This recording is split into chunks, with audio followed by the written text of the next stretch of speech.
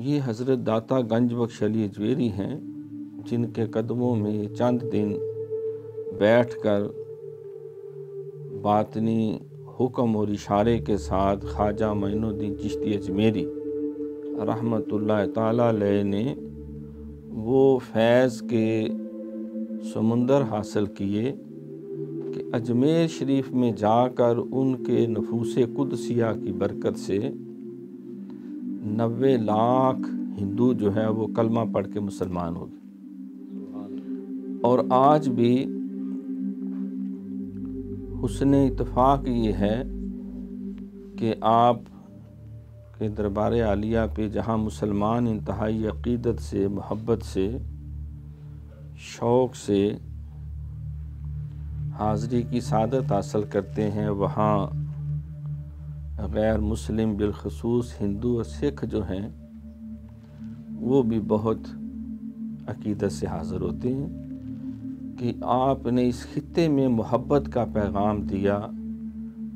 اخلاص کی دولت کے سرچشمے لٹائے،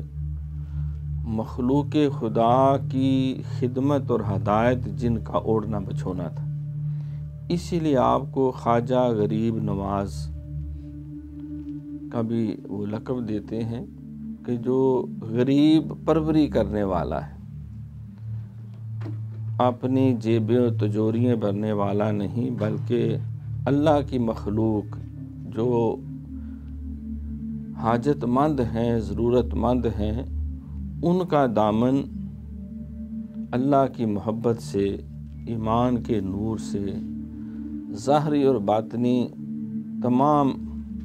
لوازمات زندگی سے بھر دینے والا۔ تو اس بنا پر آپ کو خواجہ غریب نواز کا بھی